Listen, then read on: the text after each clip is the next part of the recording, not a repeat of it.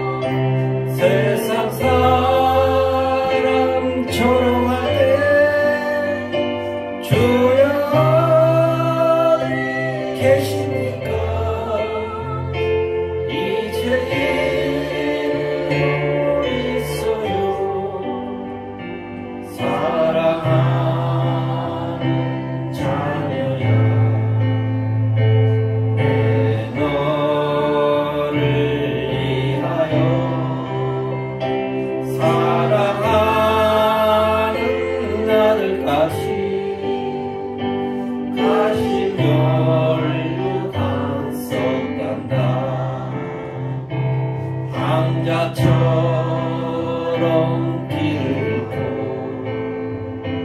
절망 속에 헤매고 시기칠 그 죄악으로 내 뜻대로 살아가다 찢어지고 병들어서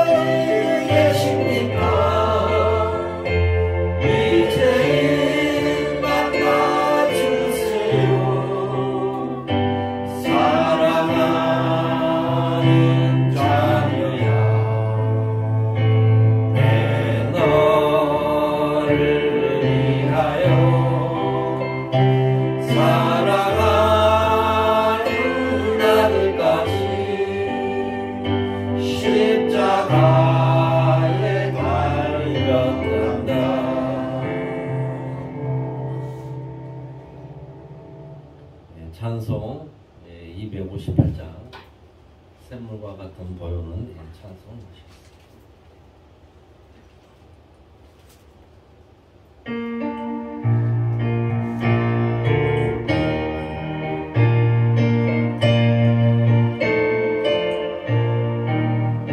샘물과 같은 보혈은 주님의 피로다. 보혈의 죄를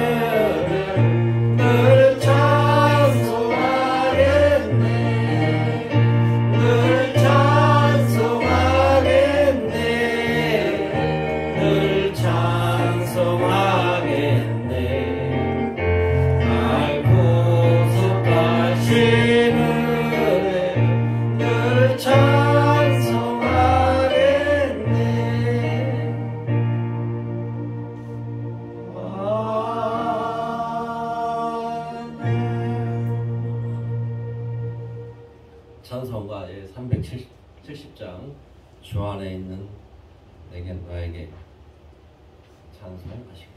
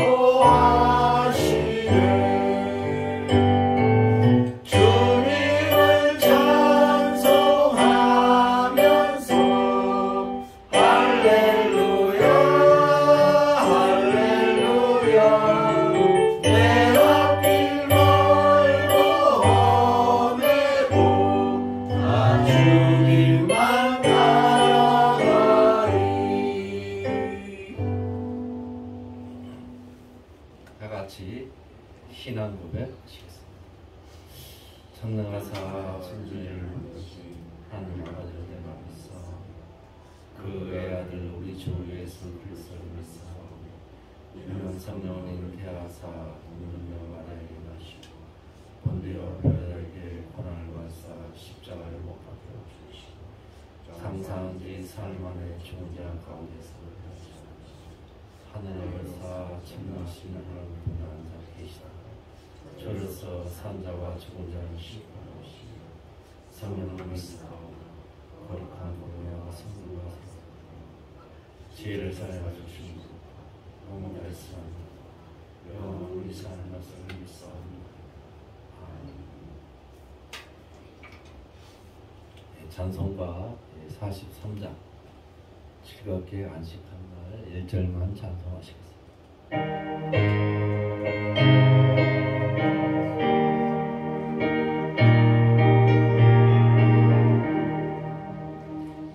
즐겁게 안식할 날 반갑고 좋은 날 내 마음을 평케 하니 즐겁고 기쁜 날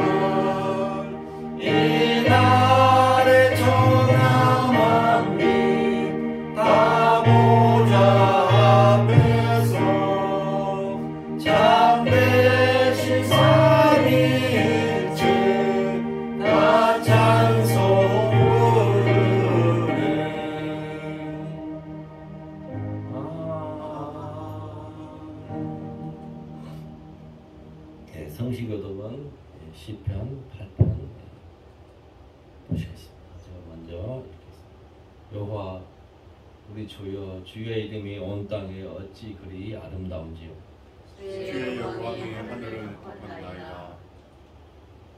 주의 대적으로 말미암아 어린아이들과 젖먹이들이 입으로 권능을 세우시며 이는 원수들과 거북자들을 잠잠하게 하려 하심이니까.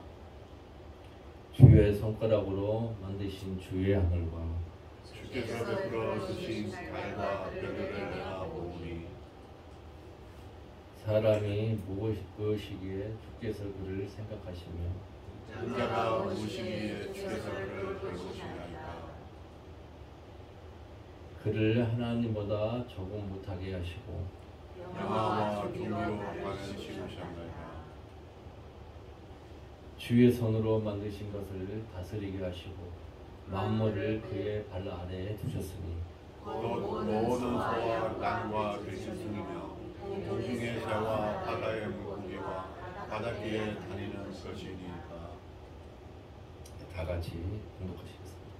여호와 우리 주여, 주의 이름이 온 땅에 어찌 그리 아름다운지요.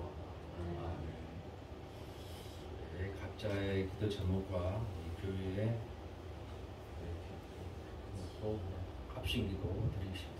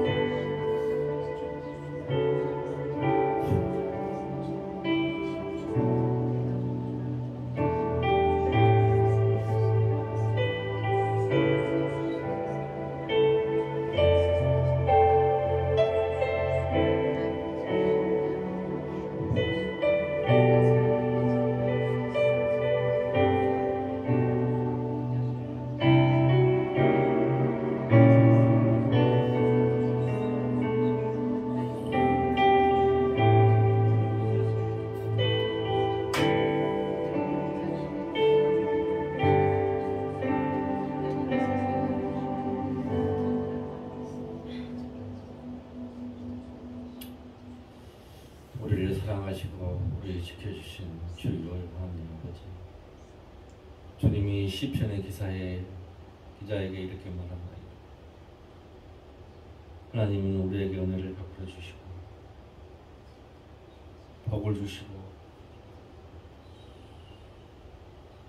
주님의 얼굴을 빛을 뵙는 자에게 은혜를 베풀어 주신다고 하여서 주님,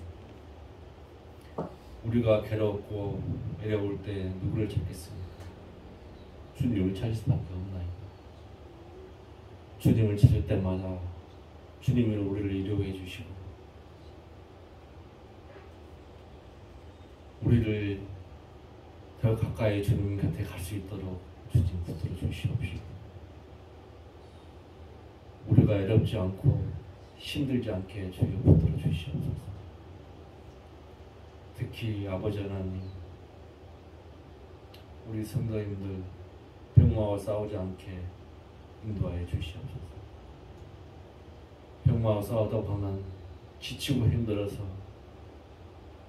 주님을 찾기 더 어려우니 주여, 모든 것은 주님이 다 이루어가고 고쳐주시옵시고 보일러서 다 넘겨주시옵소서. 아버지 하나님, 늘 우리가 즐겁게 찬송을 부를 수 있게 주님이 인도하여 주시옵시고, 우리가 주님을 복을 받고 이 땅에 즐겁게 살아갈 수 있도록 주여 인도하여 주시옵소서. 또한 아버지 하나님, 우리 이름교회 성도인 한 사람 한 사람 다 붙들어 주시옵시고 지켜주시어서 주님의 날마다 주님이 늘 붙들어 주시옵시고 이 교회에 나올 수 있도록 주여 찾아주시옵소서. 나오지 않은 성도님들이 있나이다. 그들이 나오지 않는 뜻은 몸이 아프고 힘들어서 나오지 못하고 있사오니 주님 그 마음도 이루어 주시옵시고 그 발길도 주여 이루어 주시옵소서. 아버지 하나님, 또한 이 이런 교회가 주님 위에 쓰임받는 교회가 될 수 있도록 붙들어 주시옵시고 이 교회가 주님을 위해서 우뚝 설 수 있는 그러한 이런 교회가 될 수 있도록 주여 늘 지켜 붙들어 주시옵소서. 또한 아버지 하나님, 우리 자녀들 지켜 붙들어 주시옵소서. 주님을 잃지 않게 지켜 붙들어 주시옵시고 주님의 날 예배당에 나와서 예배드릴 수 있는 그러한 자녀들에게 되게 붙들어 주시옵소서. 또한 오늘 또 이성은 목사님 설교 말씀하실 때마다 주님이 지켜 붙들어 주시옵시고 그 머리와 그 입, 그 몸도 주님이 지켜 붙들어 주셔서 늘 힘들지 않게 늘 피곤치 않게 붙들어 주시옵시고 설교 말씀 전할 때마다 어디 가서 주님 말씀할 때마다 늘 주님의 뜻과 사랑과 주님이 전하고 싶은 깊이 있는 말씀만 전하게 인도하여 주시옵소서. 또 이성은 목사님 뜻하신 길, 가고자 하는 길 주님이 하시오매 그 길도 들어같이 넓고 빛나는 그 길이 되게 인도하여 주시옵소서. 또한 우리 이름교회 성도님들 한 주간도 늘 지켜 붙들어 주시옵시고 하고자 하는 일 할 수 있도록 붙들어 주시옵시고 기도하는 제목마다 주님이 응답하는 기적 같은 일들이 일어나게 주여 붙들어 주시옵소서. 모든 것은 다 주께 얻어갖고 우리 주 예수 그리스도 이름으로 기도드렸습니다. 아멘.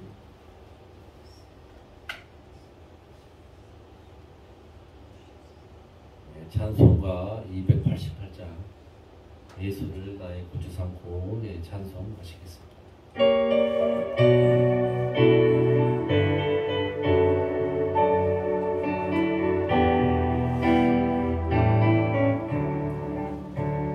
예수를 나의 구주 삼고 성령과 피로써 거듭나니 이 세상에서 내 영혼이 하늘의 영광 누리노라. 이것이 나의 한증이요 이것이 나의 찬송일세.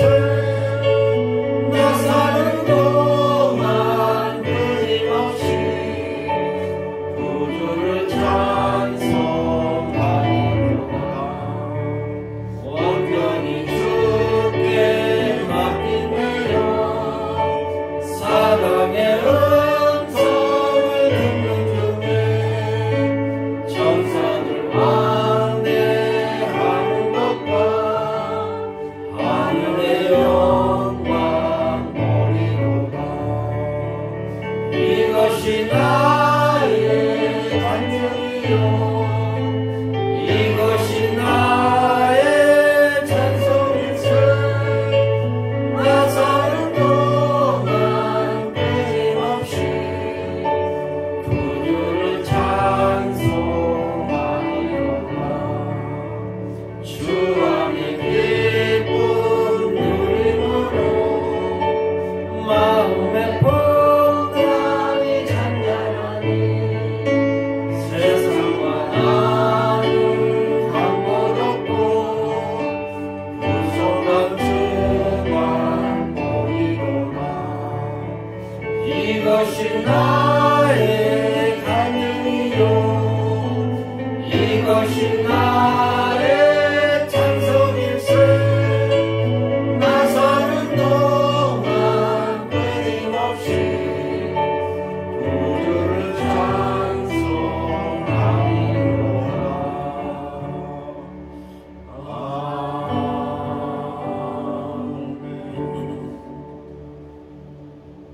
성경 봉독은 마태복음 5장 7절 다 같이 봉독하시겠습니다. 긍휼히 여기는 자는 복이 있나니 그들이 긍휼히 여김을 받을 것이며 불쌍히 여김을 당하는 복이라는 점을 가지고 이성훈 목사님 설교 말씀 주시겠습니다. 많은 은혜 받으시기 바랍니다.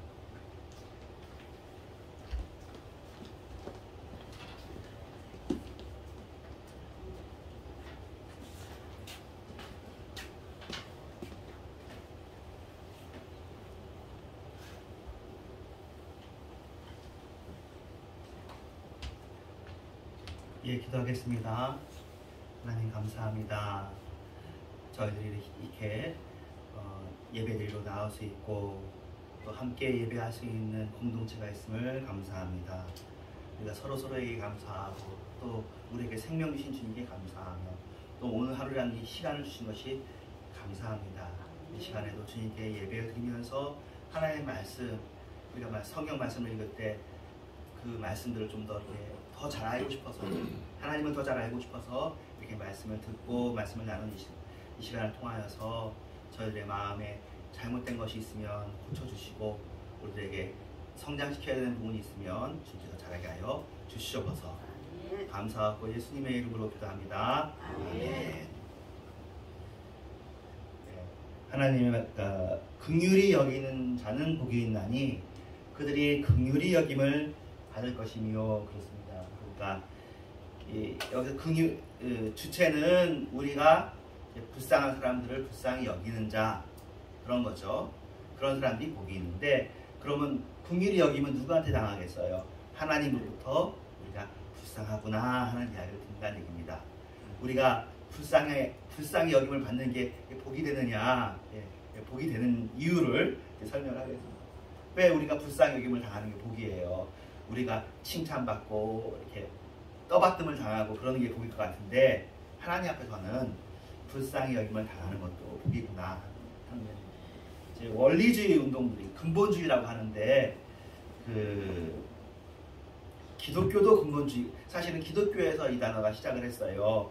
그래서 처음에는 좋은 의도로 시작했습니다. 근본주의 5대 교리라고 해가지고 다 좋은 말들이에요. 동정녀 탄생, 성경 무오설, 그리스도의 육체적 재림, 이적의 현실성 이라고 중요한 것들을 다 했는데 이제 이 근본주의 교리를 열심히 이해했을 때가 1930년대쯤 미국에서 있었습니다. 그래서 어떤 독지가가 재산을 내가지고 그 책들을 쫙 뿌리고 이렇게 했었습니다.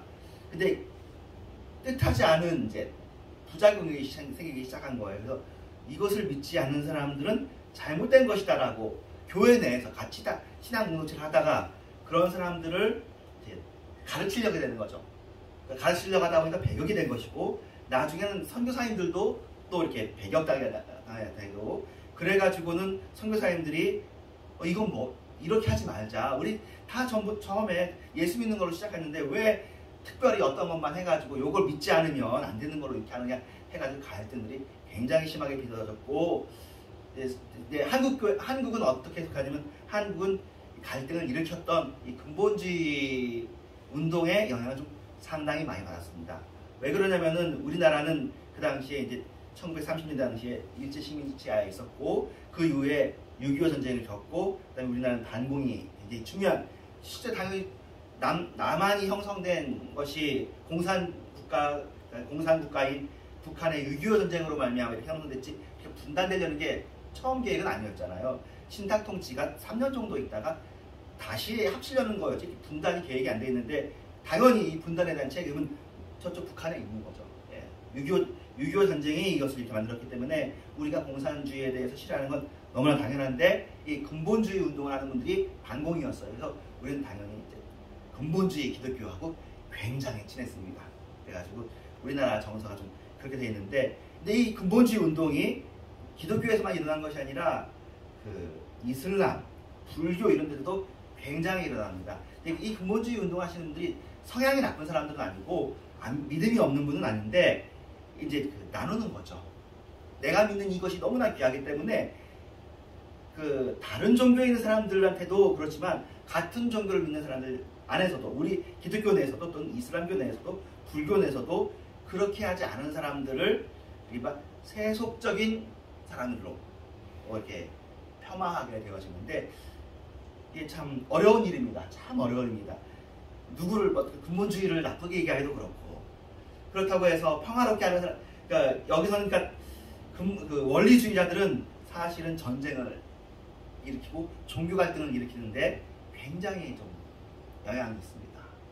그러니까 기독교는 평화의 종교인데도 불구하고 사실은 기독교가 들어가는 것에서 우리나라는 다행히 종교 전쟁을 치러보진 않았지만 서양 역사를 보면 종교 전쟁이 많이 있었거든요. 신교와 구교의 전쟁도 30년 전에 굉장히 큰 전쟁이 있었고, 종교가 달랐을 때도 전쟁이 있었는데, 인도 같은 경우에는 사실 종교 때문에 나라가 인도하고 파키스탄, 방글라데시 이렇게 나눠지고 그랬거든요.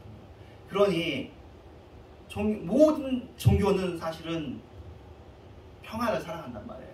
자비를 요구하고 인애를 그런 것이 없는 종교가 없는데, 이상하게 원리주의 성향이 강화가 되면 이게 좀 문제가 있는데, 처음 제가 이 이야기를 시작할 때는 기독교 이야기로 시작했지만 사실은 기독교 원리주의자들이 현재 전쟁을 일으키는 일은 없는데, 현재 원리주의자로서 전쟁이나 이렇게 테러를 일으키는 건 이슬람이 강합니다. 그러니까 이슬람 원리주의자들, 이슬람 근본주의자들이 현재 전 세계에서 지금은 그래도 좀 뉴스가 덜하죠. 이스라엘에서, 미국에서, 유럽에서 그거예요. 알라가 위대한데 알라가 가르쳐준 이 코란대로 이슬람 국가가 안 살고 있다. 그거예요. 그래가지고 코란에 써있는 것이 샤리아 법이라는 법이 있는데 그 법을 그대로 지키자. 이제 우리가 잘 아는 이제 아프가니스탄의 정권을 잡은 그 정당이 그런 정당입니다. 그리고 이란에서도 그 혁명이 호메니 혁명으로 일어났고요. 1980년부터 지금까지 벌써 한 50년째 근본주의 시대에 우리가 좀 살고 있습니다. 참 다행히 우리나라에 이제 그 이슬람 교도들이 많지 않지만 다행이긴 하죠. 근데 점점 또 외국에 있는 노동자들이 오면 또 동남아도 이슬람 국가가 많거든요. 그분들이 오면 또 이슬람 교도를 믿는데 그것에 대한 두려움이 있으니까, 자, 근본주의는 또 근본주의를 잘 간단 말이에요. 기독교들도 아까 말했던 반공 플러스 반이슬람 이래가지고 우리 내에서도 사실은 근본주의적인 동기가 자극되어지고 원리주의적인 동기가 자극되어집니다. 나쁘게 말할 수는 없지만 이게 참 어떤 거지? 요거하고 이거하고 다르단 말이에요. 긍휼히 여기는 마음이 점점 원리주의적인 마음에선 사라져요. 내가 옳은 걸 지키니까. 그러니까 의에 줄이고 목마른 것이 정의에 대한 욕구인데 긍휼은 그 다음이거든요. 근데 내가 의에 줄이고 목마른 하나님의 의를 구하는데 나도 불쌍히 여김을 받을 죄인이라는 걸 깨닫지 잘 못하고 나는 모르니까 다른 사람들을 이제 정죄하고 그 사람들을 이제 고치려고 하는 거죠. 고쳐지면 좋은데 그럼 다 같이 하면 좋은데 그럼 점점 이제 선이 그어지는 그런 일이 있습니다. 자, 원리주의 운동, 근본주의 운동 그런데 자, 자비와 긍휼이 다 모든 종교에서 추구한단 말이에요. 원래 그렇게 시작했어요. 그렇게 바로. 그런데 예수님 이렇게 말씀이거든요. 나는 자비를 원하고 제사를 원하지 아니하노라 하신 뜻을 너희가 알았다. 자, 이것은 구약 본문을 예수님이 인용하신 거란 말이에요. 구약의 하나님도 원리주의자들은 주로 구약을 인용합니다. 네, 그 이슬람 원리주의자들도 다 코란 가지고 얘기하는 거예요. 경전에 써 있는 대로 살자.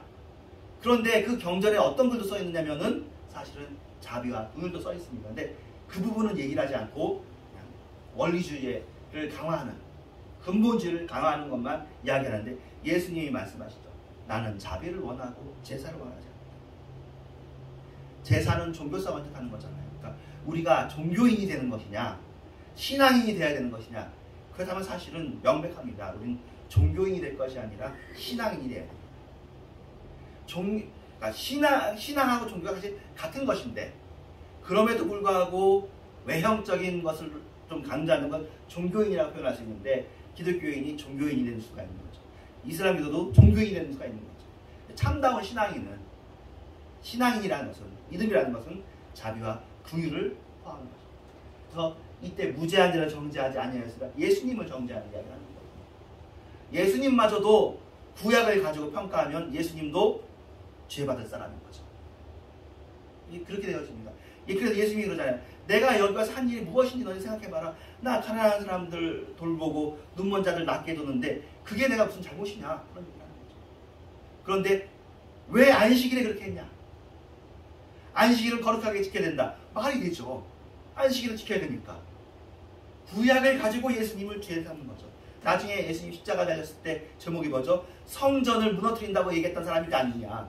예수님이 성전 무너뜨리자고 얘기한 게 아니라 자신의 육체가 3일 만에 부활할 것을 얘기했는데 그것을 말을 폄하하고 오해해가지고 왜곡해가지고 예수님은 신성 모독죄로 참남하다는 말을 하면서 그냥 감옥에 갇히는 죄도 아니고 십자가에서 죽일 죄로 그렇게 하는 걸 보면 지금만 원리주의라는 것이 아니라 그 당시도 우리 인간의 죄악 속에 그런 원리주의나 근본주의, 그러니까 원리가 나쁜 것도 아니고 근본이 나쁜 것도 아니잖아요. 근본이 얼마나 귀한 것이고 원리가, 그래서 이게 참 어려운 일입니다. 정말 주님께서, 하나님께서 이런 시대에, 지금 이런 서로 싸우는 갈등의 시대에 성령을 부어주셔서 우리에게 화해의 영, 화합의 영, 그렇다고 해서 잘못된 화해는 또 옳지 않잖아요. 근본주의가 염려하는 건 그런 거거든요. 너네들이 세상과 화해하는 거 아니냐? 우리는 말씀대로 하려고 한다. 잘못된 화해가 아니라 바른 화해로, 그러니까 정의도 살고 의도 살아요. 정의도 살고 화해도 사는, 하나님이 의와 사랑을 다 가지고 계시잖아요. 이 두 개가 십자가에서 다 충족이 되어 있는데 그런 일들이 있어야 되겠습니다. 자, 이게 지금 긍휼이라는 말이 엘레몬, 장음이 들어가서 엘레몬인데 자비로운, 동정심이 있는 그런 뜻입니다. 어떻게 보면 하나님 동정심이 없어 보일 때도 있잖아요. 뭐 신약에서도 그 아나니아와 삽비라가 하나님한테 그 거짓말을 했다가 베드로가 너가 왜 거짓말을 하냐 했는데 그때 막 죽고 그런 일도 있고, 베레스 우사라고 해서 법궤를 운반하려고 하는데 이게 지금 손을 댔다가 바로 죽은 일도 있고 하니까 하나님께는 자비로움이 없어 보이기도 하고 동정심이 없어 보이는 것이 느껴지기도 합니다. 그러나 하나님의 근본 마음은 그렇지 않다. 그러니까 그 상황들까지 포함해가지고 하나님을 우리가 바르게 알고 이해해야 돼요. 하나님의 가장 하나님스러운 모습을 보여주신 것이 예수님인데 내가 마음이 온유하고 겸손하니 너희는 내게 배우라 그렇게 하지 않았습니까? 그래서 베레스 우사일도 하나님께서 기록해 놓으셨고 그것이 하나님의 성경에 포함되어 있고, 아나니아 삽비라엘도 하나님의 일에 포함되어 있고 하지만 그 사람들에 대해서 있는 그 일을 굉장히 중요시 놓고 다른 일들을 무시하는 일이 없었으면 좋겠어요. 하나님은 근본적으로 자비롭고 긍휼을 원하세요. 우리들도, 그러니까 사실은 저희도 알다시피 그래도 예수 믿는 사람들이 사랑이 많고 그래도 자비롭고 어려운 사람 도우려고 하는 것은 그게 중요한 것이기 때문에 그런 거예요. 동정심이 있는 것이 하나님이 원하시는 것이기 때문에 그렇습니다. 개역 한글 성경에 이 단어가 169번이 나와요. 한글 번역 기준으로 해서 긍휼이라는 단어가. 근데 긍휼이라는 단어가 세상에서는 잘 쓰이지 않고 교과서에서도 잘 안 나오는 단어인데 유독 성경에 많이 나와요. 긍휼. 진짜 안 쓰는, 일반 일상 용어로는 쓰지 않는 말이에요. 근데 성경에는 유독 많이 나와요. 그 얘기는 하나님께서도 우리에게 긍휼을 베푸실 것이고 우리도 긍휼을 베풀라고 성경이 얘기한다는 것이죠. 은혜하고 긍휼을 좀 비교할 수 있는데, 은혜는 죄를 지은 사람들이 이제 구원받는데 은혜가 이게 필요한 거고요. 긍휼은 죄로 말미암아 불쌍한 처지에 있는, 죄의 결과로 말미암아 불쌍한 처지, 비참한 처지에 있는 사람들을 보고 도와주고 싶은 마음까지가 긍휼이라고 얘기하셨어요. 그러니까 크게 보면 은혜라는 말로 들어갈 수 있습니다. 그래서 요거 은혜하고 긍휼에 대해서 이제 저희 교수님이 어떤 얘기를 해줬냐면은 바울 서신에 제일 처음 보면 은혜와 평강이 있을지어다 라고 항상 시작하고 끝을 맺히는데 바울 서신 이제 마지막 쪽에 가면은 이제 목회 서신이 되는데 목회 서신이 되면은 은혜와 긍휼이 있을지어다 한대요. 은혜로 너네들이 구원을 받았어. 근데 그 다음에도 내가 보니까 참 바울도 사실은 얼마나 분별이 강하고 이분도 싸움 잘하는 사람이거든요. 분별 가지고 막 티격태격 한다고요. 그런데 자기가 더 나이 들면 들수록 긍휼이 많은 사람이 된 거예요. 불쌍히 여겨야 되는 일들이 더 많은 걸 알게 된 거예요. 그래서 바울이 나중에는 긍휼을 강조하기 시작하거든요. 우리들도 그렇지 않습니까? 우리가 나이 들면 들수록 더 사람들에 대해서 너그러워지고 인자해지고 그러는 거죠. 당장 그 부모들이 자식이 하는 거하고 할머니 할아버지가 손자에게 하는 거하고 다르잖아요. 할머니 할아버지는 얘들아 다 그러는 것이다라고 이제 용서하고 이해하는 게 있는 거고 부모는 딱 눈에 거슬리는 거죠. 이렇게 하면 네가 안 되니까 바로 고쳐야 되고 그러는데 지금 목회를 오래 한 바울은 은혜도 이야기합니다. 은혜가 기본이죠. 은혜가 중요한데 긍휼까지 나아가는 거예요. 자, 그래서 긍휼은 불쌍하다는 생각과 함께 그러한 고통을 제거해 주기까지 하는 의욕이 합쳐져 있습니다. 그래서 여러분이 긍휼의 사람이 되어지는 것은 나도 하나님께서 긍휼히 여기심을 사모하고 그것을 받을 수 있겠구나 하는 바가 연결되겠습니다. 자, 그래서 긍휼한 사람의 특징이 이런 식이죠. 남을 판단하는 일에 있어서 좀 자비롭게 판단한다. 판단은 해야죠. 우리가 세상을 판단할 사람들입니다. 우리가 옳고 그름이 있습니다. 의에 대한 산상수훈 다음에 긍휼이 온다는 것이 중요한 것이죠. 기독교는 사랑의 종교죠. 기독교는 사랑의 종교이지만 그렇지만 기독교는 역시 의로움을 강조합니다. 하나님의 의를 충족하기 위해서 십자가가 있는 거죠. 그 십자가 하나님께서 의로움에 대한 필요가 없다면은 십자가 없이 내가 다 용서해 줄게 그냥 끝나는 거거든요. 그렇게 하지 않고 예수 그리스도의 피로 그 값을 치르고 그냥 피가 나는 것이 죽음이잖아요. 그리고 우리도 예수님을 믿을 때 회개하고 세례받고 한다는 것이 우리가 죄된 육신을 죽이고라는 뜻이거든요. 죄에 대해서 미워하기까지 죽이기까지 싫어하는 것이 우리의 마음속에 있어야 돼요. 어떻게 보면 현대 한국교회에 권징이 사라졌다고 얘기해요. 그래서 저희 신학교 배울 때도 권징 이야기를 했는데 제가 요새 느끼는 건 그 권징을 성도들에 대한 권징이 문제가 지금 많은 것 같아. 제가 지난주에 했는데 목사님들에 대한 권징이 없어. 성도들 권징이 문제 있는데 목사님들을 잘못할 때 누구도 목사님 이렇게 잘못했다고 하는 게 없는 거예요. 노예 재판국이 있는데요. 그 노예 재판국은 목사님들 편이에요. 그래서 목사님들하고 성도들하고 싸우면 무조건 목사님들 편 들어줘. 총회가 더 마찬가지야. 근데 목사님하고 싸울 때는 이래. 이거는 내부 이야기인데 목사님하고 싸운다 그러면은 돈도 줘. 그래가지고 노예 재판국, 총회 재판국이 아주 형편에서 없어져가지고 이렇게 해서 여기서 싸움이 안 끝나니까 원래 그 세속 재판으로 가는 거거든요.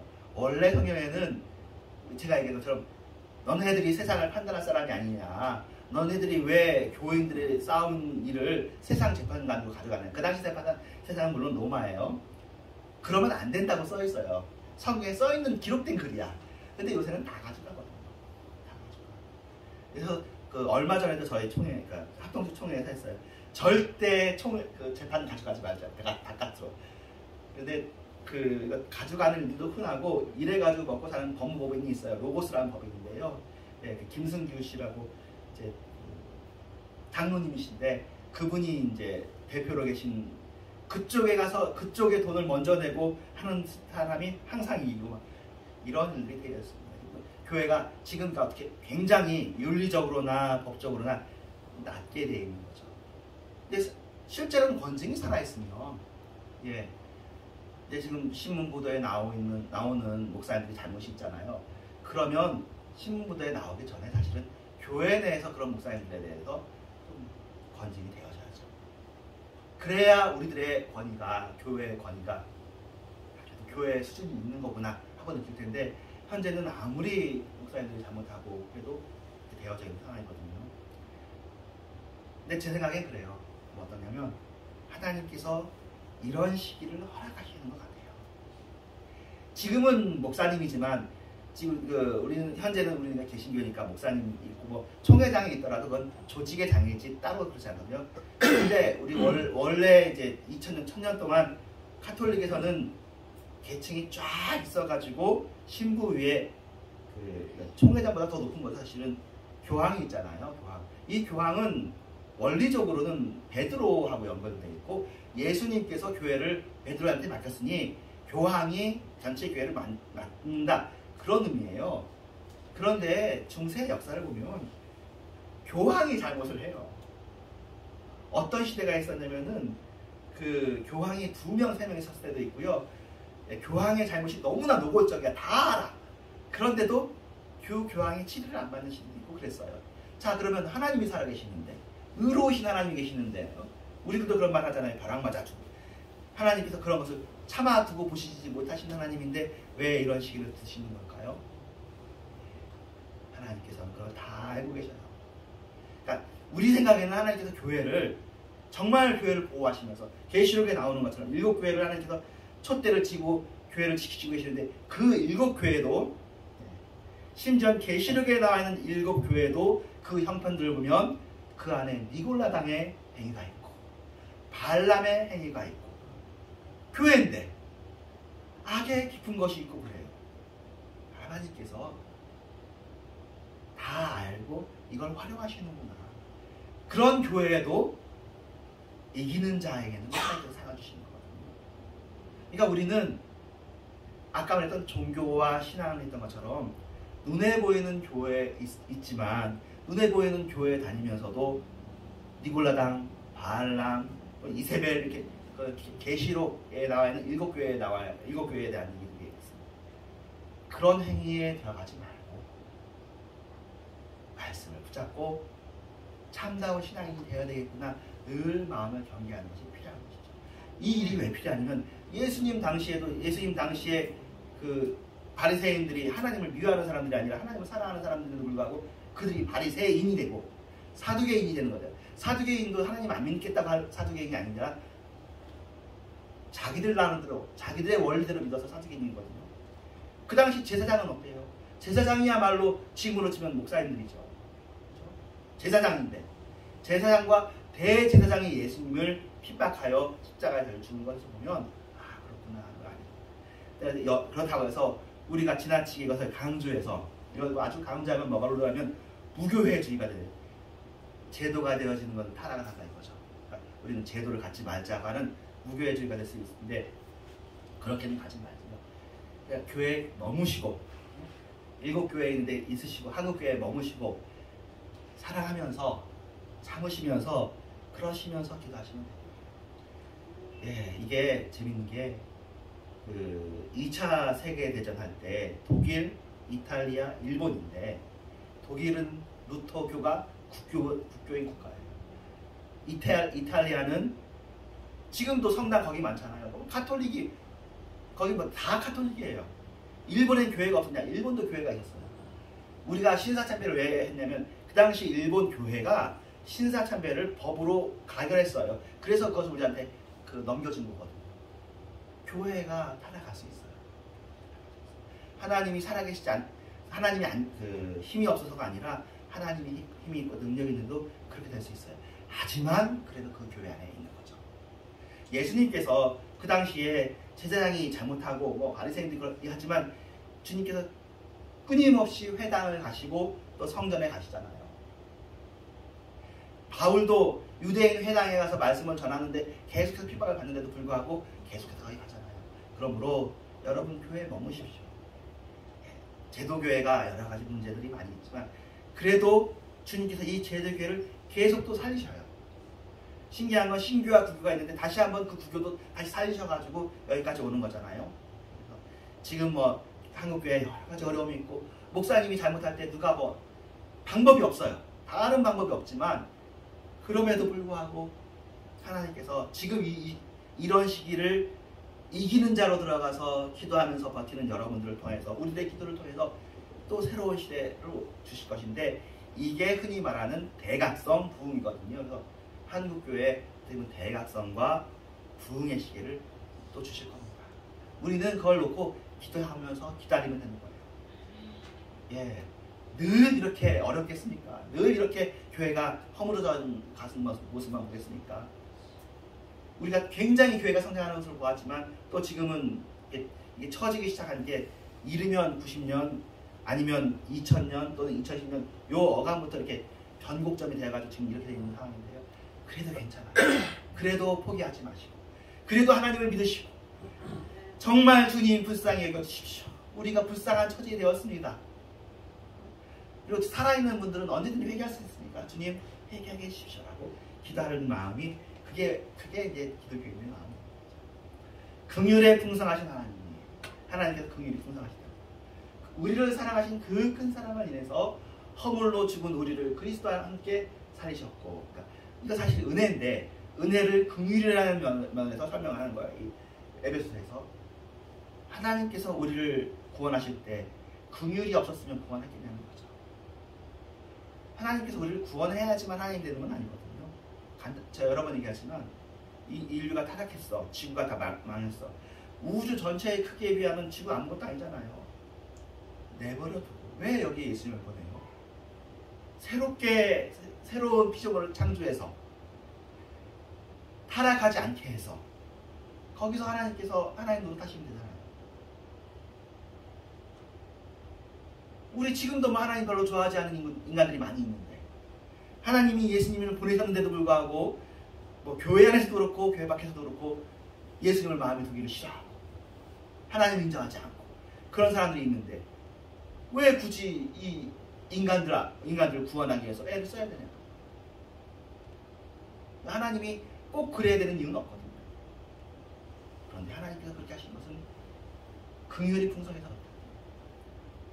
우리가 허물로 죽어있기 때문에 그리고 허물로 죽은 우리에게 닥칠 결과를 주님이 알기 때문에 불쌍히 여기는 마음으로 그리스도를 보내셨고 그리스도 안에서 우리를 죽이시고 다시 살려서 새로운 역사를 주시고 우리가 사실은 저도 이렇게 말을 하지만 하나님 나라에 갔을 때 더 이 제가 한 말의 의미를 진정으로 깨달을 거예요. 우리 뭐 다 교회만 타락했나 형편없나요? 지금 세상도 정말로 하나님 없이 가잖아요. 하나님을 마음에 두기 싫어하고 하나님 없는 천국을 만드는 것이 이 세상의 목표거든요. 하나님을 싫어하는 거예요. 하나님 섬기는 걸 싫어하는 거죠. 각자 자기가 왕이 되어져서 인간의 세상을 만들려고 하는 세상이라는 거예요. 하나님이 왜 이들을 사랑해야 돼요? 왜 긍휼히 여겨야 돼요? 이유는 없지만 하나님께서 긍휼히 여기고 작정하시고 긍휼히 여기시고 하나님의 가장 큰 희생을 치르신 거예요. 하나님이 이거보다 더 큰 희생을 치를 수가 없을 정도의 큰 희생을 치르신 겁니다. 그래서 불붙는 긍휼이라고 얘기하는 게 호세아 11장에 나오는데 긍휼한 마음이 가만히 있지 않아서 막 심장을 불로 태우는 것처럼 뜨거운 긍휼이 하나님께 있었다고 해요. 구약에. 그래서 지옥의 고통을 당할 영혼들을 바라볼 때 자신이 불로 태움받는 아픔을 느끼기로 작정하시고 사실은 마음을 띄면 되잖아요.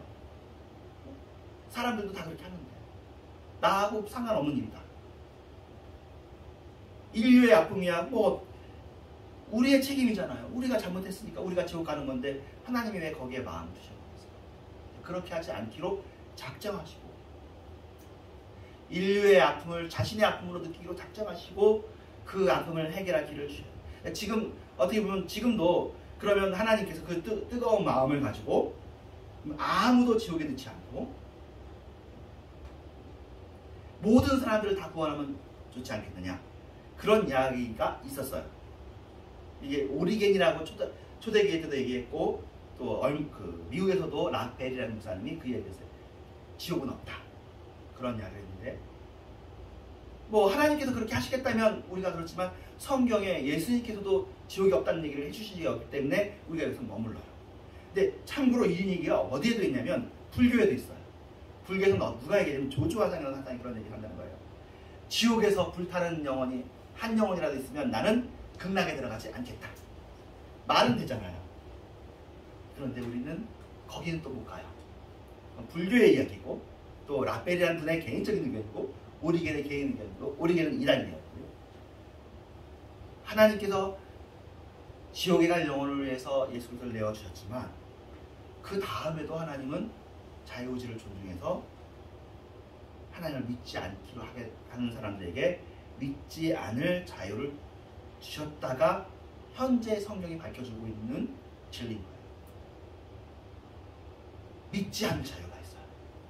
하나님은 섬기지 않을 자유. 그러면 그 결과대로 그러니까 주기도문의 겟세마네 기도에서 내 뜻대로 마옵시고 주님 뜻대로 하옵소서. 예수님의 기도죠. 우리의 기도도 그렇습니다. 주님 저희 뜻대로 마시고 아버지 하나님의 뜻대로 이루어지기 원합니다. 그런데 지옥에 가 있는 사람들에 대해서는 하나님께서 이렇게 말하는 것 같다고 설명한 작가가 있어요. 그래 내 마음대로 너희를 하지 않더니 네 뜻대로 하더라. 그 존재들이 지옥에 가는 거죠. 너네들 하는 대로 하거라. 내가 자유의지를 준 것도 귀한 것이기 때문에 너네들 하나님 들으시라면 그렇게 있도록 하라. 그 결과는 너희들이 잡는다. 구원의 길을 두시거든 구원을 선택하지 않을 것도 허락하시는 거. 이게 뭐 우리가 하나님이 알아서 다 모르겠어요. 왜 그렇게 하시는지 다 모르겠지만 이게 하나님의 공의와 사랑을 다 충족시키는 길이시죠. 심지어는 예수님 12제자들 중에서도 그 능력이 많으신 예수님도 가룟 유다 마음 하나 못 바꿔가지고 12제자 중에 하나잖아요. 돈 꽤 맡은 제자잖아요. 그 사람이 예수님을 배반하고 가는데 예수님께서 뭐 마음을 바꾸든지 그걸 못하게 하든지 그렇게 하지 않고는 태어나지 않았으면 좋았을 텐데 그렇다고 해서 태어나지 않는 것도 아니잖아요. 야, 네 일을 행하라 그렇게 합니다. 우리가 생각하는 하나님과 하나님이 스스로 우리에게 보여주신 하나님이 이렇게 다른데 이게 아마 최고인 것 같아요.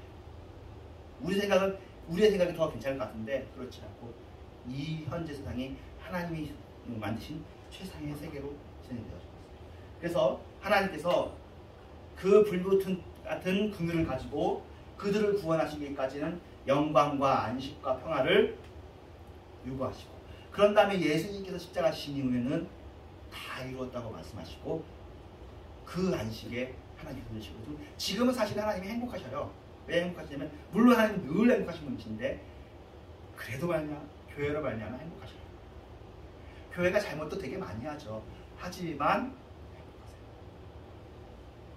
교회에 부침이 있습니다. 그렇지만 행복하십니다. 주님을 사랑하는 한 사람으로 말미암아 행복하세요.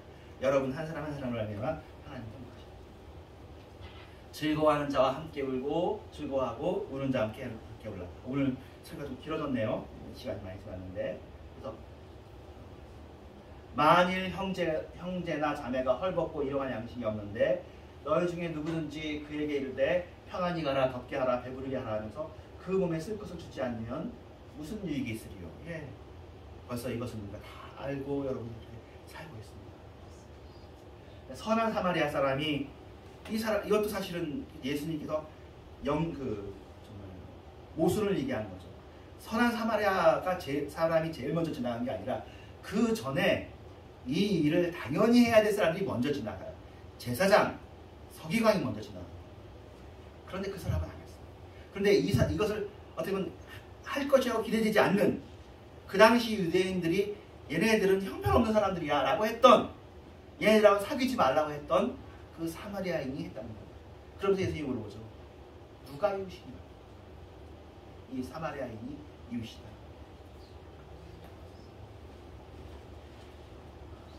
하나님의 긍휼은 우리로 하여금 다른 사람을 긍휼히 여기게 합니다. 우리가 주님 우리의 마음속에 긍휼의 마음을 이미 주셨지만 다시 한번 일깨워 생각나게 해주시옵소서. 인자한 자는 자신의 영혼을 이롭게 하고 잔인한 자는 자신의 몸을 해롭게 한다. 이거 잠언에 써 있는 겁니다. 네, 원리주의를 우리가 그 원리주의자들이 우리를 대하는 것처럼 저는 원리주의 아니기 때문에 원리주의자는 나쁘다라고만 얘기할 것이 아니라 원리주의자들도 좋은 의도로 그렇게 한 거란 말이에요. 그런데 그들에게도 다시 한번 원래 우리가 가졌던 그런 자비의 마음이 회복되기를 바라고, 잔인하게 하는 겁니다. 여러분은 잔인하지는 않았으면 좋겠어요. 잔인한 것은 자신의 몸을 해야 합니다. 빈곤한 자를 불쌍히 여기는 자가 복이 있는 자다. 이게 이 부문하고 우리 마태복음에 있는 부문하고 연결이 되죠. 이게 잠언에 있는 얘기예요. 빈곤한 자를 불쌍히 여기는 자는 복이 있는 자다. 긍휼히 여기는 그 자체에 그 영혼에 만족하고 있습니다. 자비한 자에게는 주의 자비하심을 나타내십니다. 또 아둘람, 이게 지금 다윗이 아둘람의 그 사울 왕의 사이로 왕세자, 그러니까 부마죠. 우리말로 하면 그렇게 있다가 쫓겨났습니다. 그래가지고 그 아둘람 지역에 있는데 다윗이 있다는 소식을 들으니까 사람들이 왔어요. 근데 다윗이 혼자 있기도 힘든데 그 사람들이 공고하고 핍박받고 그런 헐벗은 자들이 온 거예요. 그런데 그들을 다윗이 품습니다. 도와줘요. 그러니까 아까 말한 것처럼 자비를 베풀어요. 긍휼히 여겨요. 그런데 이 아둘람에 왔던 이분들이 나중에 다윗 왕국을 일으킬 때에 그 전쟁의 모든 과정에서 다윗을 정말로 도와주는 사람이 되었습니다. 우리의 자비가 그걸 통해서 우리가 도움을 받고자 하는 목적이 있는 건 아니지만 그렇게 자비를 베푸는 그 우리에게는 평안함이 있고 그것이 우리에게 복이 됩니다. 그래서 야고보서에 나와 있는 것이 가장 연결되겠죠. 긍휼을 행하지 않는 자에게는 긍휼이 없는 심판이 있고, 긍휼은 심판을 이기고 자라는 거죠. 그렇죠. 심판을 이기는 거죠. 긍휼한테는. 주님을 위해서 베푼 사랑과 희생을 하나님께서는 하나도 빠뜨리지 않고 기억하시는 거고, 때가 되시면 긍휼을 베푸시는 분이시고요. 긍휼은 우리로 심판을 이기게 하고 우리가 또 자랑거리가 되게 하십니다. 참으로 우리가 이런 하나님의 긍휼을 받는 자가 되기를 기도합니다. 기도하겠습니다. 하나님 감사합니다. 주님, 우리가 다 잘못합니다. 잘못하고 우리가 헐벗었고 우리가 굶주려지고 그렇습니다. 그러나 우리가 낙심치 않고 또 어찌하든지 형편과 능력인 대로 돕기를 원하는 마음으로 살게 하여 주시고, 그리고 우리의 마음이 평안이 없어지게 하여 주시고 평안이 끝까지 있게 하여 주시옵소서. 이런 상황을 주님께서 다스리시는 것을 알게 하여 주시옵소서. 한국교회를 회복하실 주님을 믿습니다. 또 지금 이 시기도 하나님께서 이기는 자가 되는 사람들을 주님께서 보고 계시며 눈동자같이 지키신다고 믿습니다. 여기 이런 교회가 유명한 교회도 아니고 부자 교회도 아니고 큰 교회도 아니지만 이 시기 한국교회를 위해서 기도하며 한국교회를 붙잡으며 한국교회가 다시 일어날 때까지 하나님의 역사하심을 믿고 기도하며 간구하는 그런 교회로 여기 있사오니 저희를 사용하여 주시옵소서. 우리가 한국교회를 놓지 않고 포기하지 않고 붙잡는 것은 하나님께서 한국교회를 놓지 않고 포기하지 않고 붙잡으시기 때문입니다. 한국교회를 주께서 회복시키실 것입니다. 그리고 지금 어떻게 하는 분들한테 이렇게 저렇게 얘기할 수가 없는 게 그분들도 어떻게 잘하려고 하다 보니까 하는 거기 때문에 그런데 주님, 그분들에게도 주님 안에서 평안과 안식을 누리고 무엇보다 인자와 자비와 긍휼이 회복되게 하여 주시옵소서. 잔인한 마음과 원리주의적인 마음들보다는 사랑의 마음들에게 회복되어지고 은혜의 마음이 회복되어지게 하여 주시옵소서. 예수님의 이름으로 기도합니다. 아멘. 인내 찬양하겠습니다. 아멘.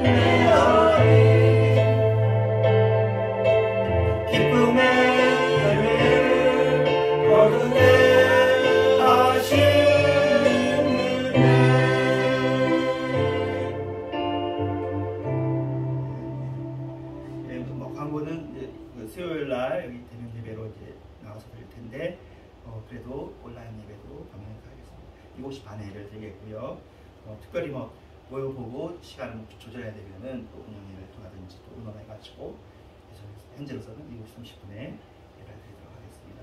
너무 부담 갖지 마시고 좋은 일이잖아요. 얼마나 감사한 일이에요. 상황이 다 허락되어져서 예배 드리니까 너무 감사합니다. 헌금 기도하고 헌금 기도하고 폐해성이 또 있죠. 헌금 기도하겠습니다. 하나님 감사합니다. 주님 사랑합니다. 우리가 이렇게 헌금할 수 있도록 해주셔서 감사합니다. 이번 주부터 수요일을 또 예배당에 가서 드릴 수 있게 되어졌는데 즐겁고 감사합니다. 예배하는 이 자체로 감사하고 좋고 만족하오니 주님 그 외에 다른 것들은 이 안에서 또 어려운 일이 있으면 기도하고 필요한 일이 있으면 간구하고 그렇게 해서 주님 안에서의 삶을 영위해 나가게 하여 주시옵소서. 감사하고 예수님의 이름으로 기도합니다. 아멘. 내 안에 가장 귀한 것